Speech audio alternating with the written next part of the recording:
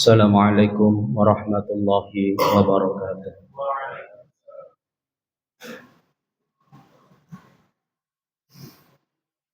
Innal hamdalillah nahmaduhu wa nasta'inuhu wa nu'minu bihi wa natawakkalu 'alaihi wa nastaghfiruhu wa natubu ilaihi wa na'udzu billahi min shururi anfusina wa min sayyiati a'malina. Man yahdihillahu fala mudilla lahu wa man yudlilhu fala hadiya lahu. Ashhadu an la ilaha illallah wahdahu la syarika lahu wa ashhadu anna Muhammadan 'abduhu wa rasuluh. Allahumma fashalli wa sallim wa barik wa taraham wa tahannam ala 'abdika wa rasulika sayyidina wa maulana Muhammad wa ala alihi wa ashabihi wa man tabi'ahu. Amma ba'd.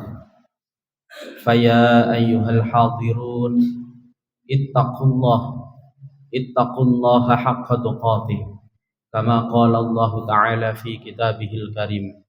A'udzu billahi minasy syaithanir rajim. Bismillahirrahmanirrahim. Ya ayyuhalladzina amanu ittaqullaha haqqa tuqatih wa la tamutunna illa wa antum muslimun. Shadaqallahul azim. Ma'asyiral muslimin jamaah Jum'ah rahimakumullah. Pada kesempatan ini kita akan melanjutkan menyelami apa yang telah dinasihatkan salah seorang ulama besar, ulama dari Nusantara, dari Indonesia, Syekh Nawawi Al-Bantani, dalam karyanya Kitab Nasaihul Ibad, nasihat-nasihat untuk para hamba. Di dalam bab ketiga, dalam maqalah yang ke-12, Syekh Nawawi rahimahullah menuliskan kepada kita, qala musannifu rahimahullahu ta'ala bihi wa nafa'ana bihi wa bi'ulumihi fid dharain amin. Bismillahirrahmanirrahim. Salasatu asya. Ada 3 perkara. Tufarrijul ghusasa. 3 perkara yang dapat menghilangkan kegalauan, yang dapat menyingkirkan kegundahan. 3 perkara itu adalah yang pertama, zikrullahi ta'ala. Yang pertama adalah zikir atau mengingat kepada Allah Subhanahu wa ta'ala, wa liqa'ul awliya'i. Kemudian yang kedua, resep untuk menghilangkan kegundahan atau kegalauan hati. Yang ketiga adalah waliqaul auliya'i, yakni bertemu atau bersilaturahim kepada para wali Allah.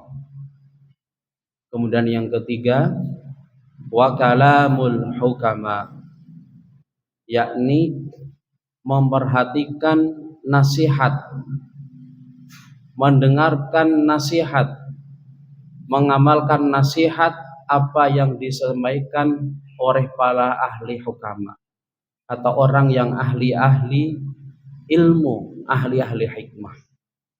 Hadirin yang mulia, 3 hal ini, momentum hari ini kita tahu semua bahwa ada situasi yang sulit nampaknya kita prediksi dalam aspek apapun. Maka 3 nasihat, 3 resep yang disampaikan oleh Syekh Nawawi Al-Bantani menemukan momentumnya. Jika situasi yang sulit kita prediksi, jika situasi yang tidak bisa kita temukan jalan keluarnya, maka ada 3 hal yang harus kita tempuh. Yang pertama adalah zikrullah. Maka zikir ini menjadi bagian penting oleh sebagian ulama, bahwa metode-metode zikir kemudian menjadi jembatan agar seseorang itu terlepas dari sesuatu yang menjadikan hidupnya terbebani. Maka dalam Al-Quran ada ayat yang menyatakan ala bidzikrillahi tatma'innul qulub. Dengan berzikir kepada Allah, maka hati menjadi tenang. Jika hati menjadi tenang, langkah apapun yang akan kita tempuh, sesulit apapun situasi, insya Allah kita akan dapat melewatinya dengan sebaik-baiknya. Kemudian yang kedua adalah waliqaul auliya, bertemu, bersilaturahim kepada para wali Allah. Kriteria wali atau aulia, jamaknya aulia, ini seringkali menimbulkan banyak spekulasi. Seringkali kita tertipu dengan atribut-atribut jasad, atribut-atribut badannya, seolah-olah menampakkan kesalehan, seolah-olah menampakkan kedekatan kepada Allah. Tetapi faktanya seringkali yang kita peroleh adalah sosok yang mestinya kita harapkan untuk membimbing kita dalam melewati masa-masa sulit, melewati situasi yang tidak menentu. Justru yang terjadi adalah seringkali kita tergelincir dibawa kepada nilai-nilai yang bertentangan dengan agama, bahkan bertentangan dengan nilai-nilai norma kesusilaan. Na'udzubillah. Maka kriteria para aulia, Al-Quran kemudian juga menjelaskan, Bismillahirrahmanirrahim, ala inna awliya Allahi la khawfun alaihim walahum yahzanun.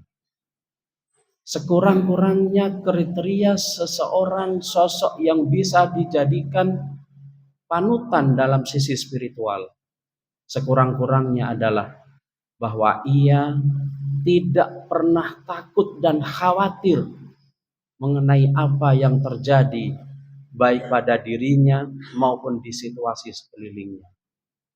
Sulit memang menemukan kriteria aulia illah. Sukar kita menemukan kriteria para wali Allah. Tetapi paling tidak seseorang yang soleh, yang dekat kepada Allah, yang membimbing kepada jalan-jalan Allah, jalan menuju cahaya, itulah yang bisa kita jadikan pedoman bahwa sosok itulah yang akan membantu kita melewati masa-masa sulit. Kemudian kriteria yang ketiga dalam mengobati kegundahan, kegalauan hati menghadapi situasi apapun, yakni wa kalamul hukama. Kita hendaknya mendengarkan, mempertimbangkan, mengamalkan apa yang disampaikan oleh para ahli-ahli sesuai dengan kapasitas dan keilmuannya. Sesuai dengan kapasitas dan keilmuannya. Maka ahli-ahli ilmu tentu sesuai dengan kapasitas dan bidang keahliannya.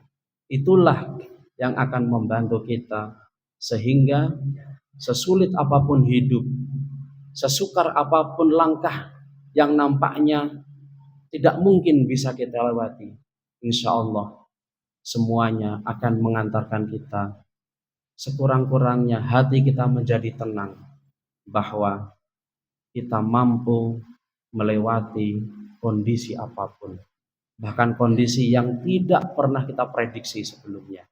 Mudah-mudahan Allah Subhanahu wa taala membimbing kita sehingga hidup kita senantiasa dalam naungan Al-Qur'an, dalam naungan cahaya-cahaya, sehingga hidup kita terang, lapang, dan insya Allah menuju keridhaan Allah Subhanahu wa taala. Wa qur rabbighfir warham wa anta khairur rahimin.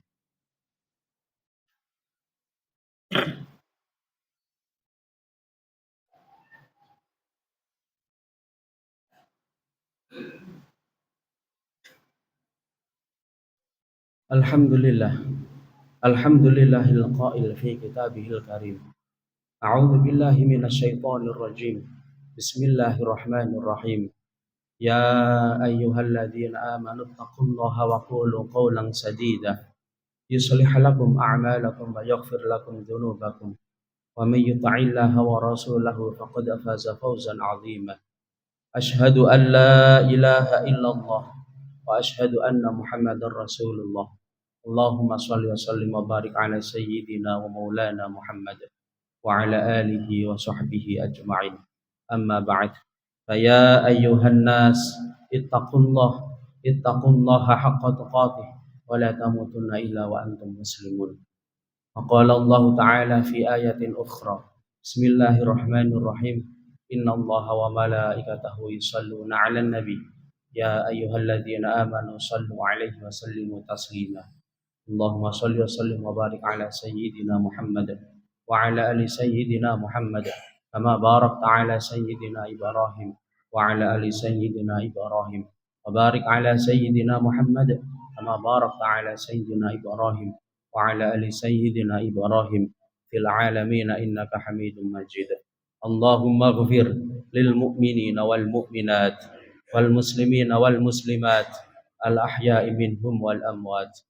Ya Allah, ya Tuhan kami, ampuni seluruh dosa dan kekhilafan kami.